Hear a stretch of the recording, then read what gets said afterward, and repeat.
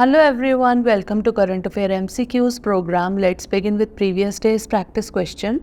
Question was regarding unpaid work. Consider the following statements.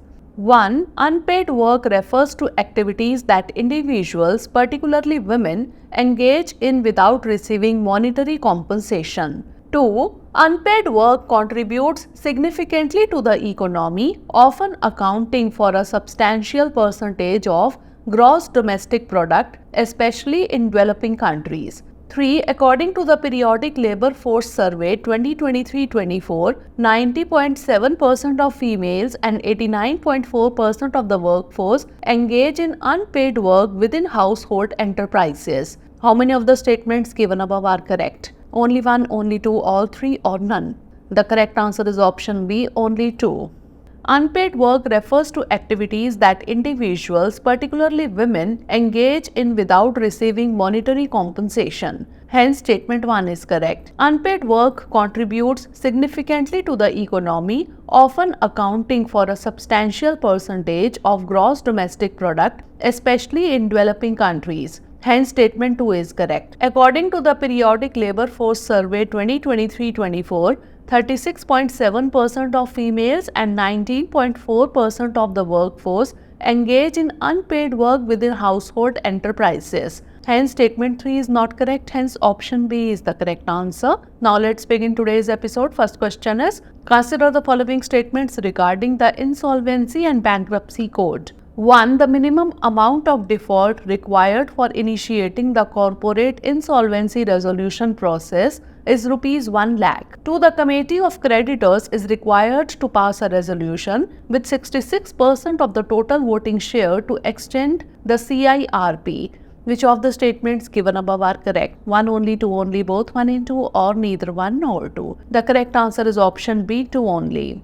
The minimum amount of default for initiating corporate insolvency resolution process, that is CIRP, was Rs 1 lakh. The government-wide notification dated 24th March 2020 has increased the minimum amount of default to Rs 1 crore. Hence, statement 1 is not correct. The Committee of Creditors is required to pass a resolution with 66% of the total voting share to extend the CIRP. Thereafter, the resolution professional needs to file an application to the adjudicating authority seeking approval for such extension. Hence, statement 2 is correct. As per section 12(1) of the code, the CIRP shall be completed within a period of 180 days from the date of admission of the application to initiate such process. The adjudicating authority may grant a one-time extension of 90 days. The maximum time within which CIRP has to be mandatorily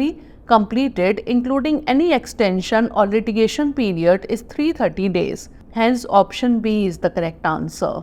Next question, 30 by 30 target sometimes seen in the news is related to which of the following? Reducing carbon emissions by 30% by 2030. Increasing the number of electric vehicles on roads by 30% by 2030, protecting 30% of the Earth's land and oceans by 2030, or achieving 30% renewable energy in the global energy mix by 2030. The correct answer is option C, protecting 30% of the Earth's land and oceans by 2030. The 30 by 30 target is a global initiative to protect at least 30% of the Earth's land and oceans as protected areas by 2030. It's also known as Target 3 of the Kunming-Montreal Global Biodiversity Framework, which was adopted by over 190 countries in December 2022. Hence, option C is the correct answer. Next question, diffraction limit sometimes in the news is best described by the minimum light intensity required for microscopes to function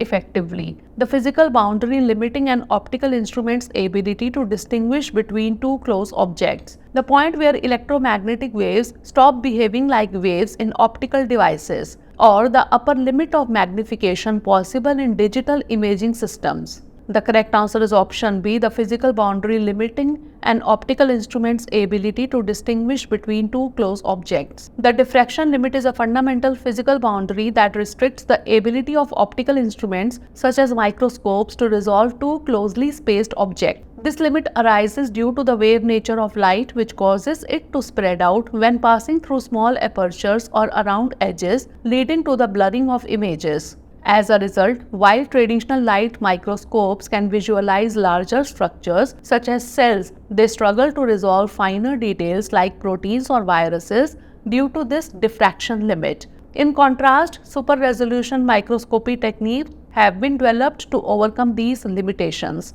Hence, option B is the correct answer.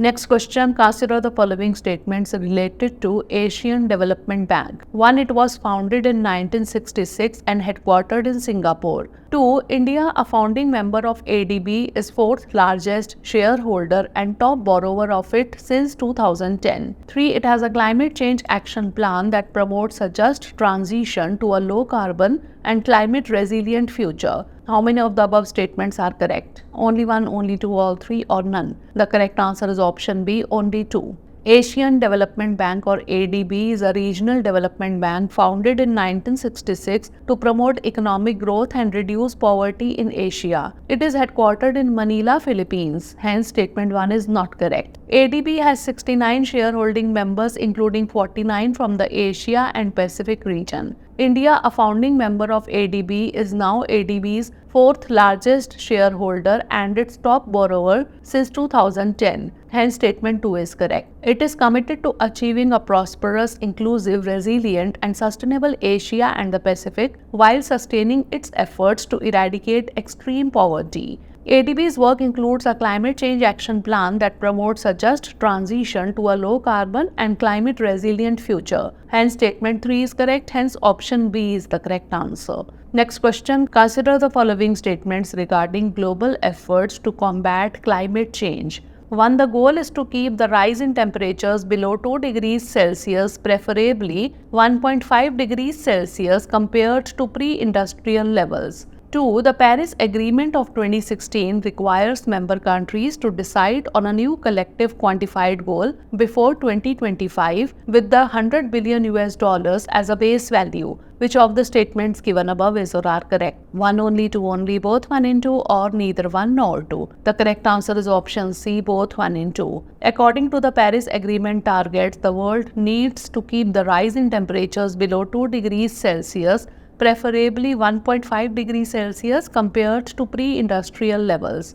Hence, statement 1 is correct. The Paris Agreement, a legally binding international treaty on climate change. It was adopted at the United Nations Framework Convention on Climate Change, COP21, in 2015, decided to set a new collective quantified goal on climate finance prior to 2025, amounting to at least $100 billion per year and taking into account the needs and priorities of developing countries.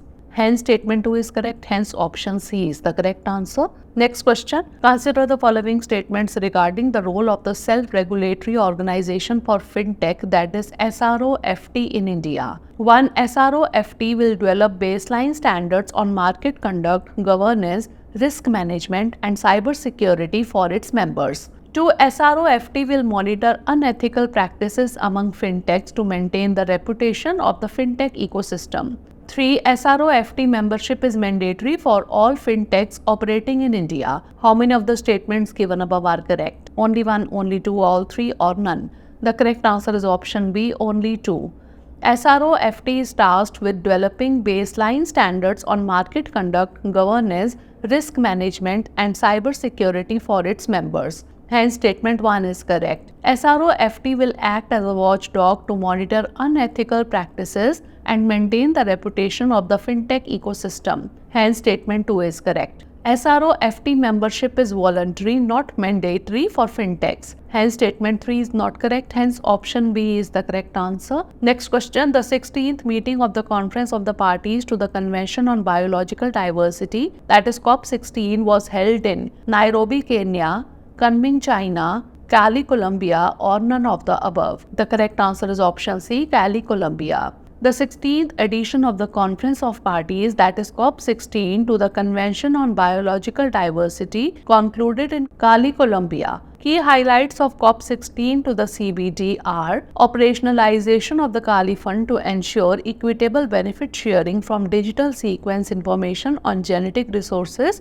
with at least 50% dedicated to indigenous peoples and local communities' needs. The CBD parties approved a global action plan on biodiversity and health to help curb zoonotic diseases, prevent non-communicable diseases, and promote sustainable ecosystems. Hence, option C is the correct answer.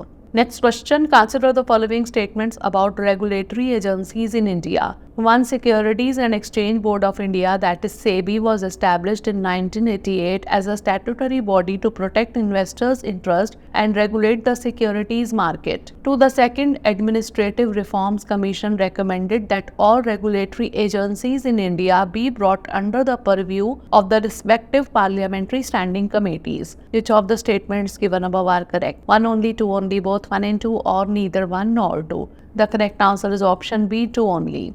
Securities and Exchange Board of India, that is SEBI, was established as a non-statutory body in 1988 and became a statutory body under the Securities and Exchange Board of India Act 1992, which came into effect on 30th January 1992. Hence, statement 1 is not correct. All regulatory agencies must be brought under the purview of the respective parliamentary standing committees as recommended by the Second Administrative Reforms Commission in 2009. Hence, statement 2 is correct. Hence, option B is the correct answer. Next question, consider the following statements regarding sanctions. 1. Economic sanctions are imposed to restrict or completely eliminate economic relations between two entities. 2. Sanctions are always harmful to the sanctioned country's economy, leading to significant economic collapse. 3. Sanctions can only be imposed by individual countries, not international organizations like the UN. How many of the statements given above are correct? Only 1, only 2, all 3, or none?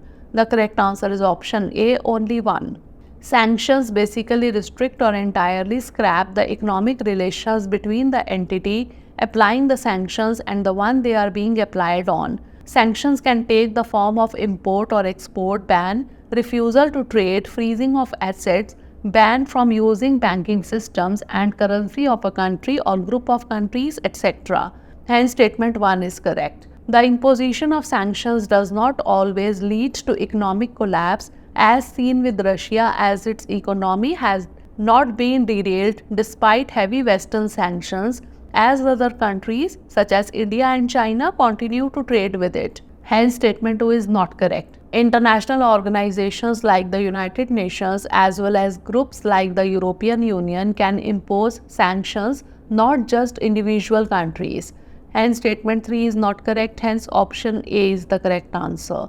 Last question, consider the following statements regarding small modular reactors. 1. SMRs are advanced nuclear reactors with a power generation capacity typically ranging from below 30 MWe to over 300 MWe. 2. The term modular in SMRs refers to the ability to construct them on-site using a step-by-step approach. 3. SMRs can use nuclear fission to produce both electricity and direct industrial applications. How many of the statements given above are correct? Only 1, only 2, all 3, or none? The correct answer is option B, only 2. According to the International Atomic Energy Agency, small modular reactors or SMRs are advanced nuclear reactors designed for enhanced safety and efficiency. Their power generation capacity typically ranges from less than 30 megawatt electricity to over 300 megawatt electricity. Hence, statement 1 is correct. The term modular in SMRs refers to the ability to construct SMRs in factories and transport them to the installation site as units. Hence, statement 2 is not correct. SMRs use nuclear fission to generate heat for electricity production or direct industrial applications such as hydrogen production, chemical processing, and metal smelting. Hence, statement 3 is correct. Hence, option B is the correct answer. Now, moving on to practice question, consider the following statements about carbon sinks. 1. Effective carbon sinks can tackle CO2 and significantly reduce sulfur dioxide also. Two natural carbon sinks include forest and clean water bodies. Carbon sinks are ineffective in reducing urban heat. Which of the statements given above are correct? 1 only, 2 only, both 1 and 2, or neither 1 nor 2? Send the answer of this question in the comment section. Thanks for watching.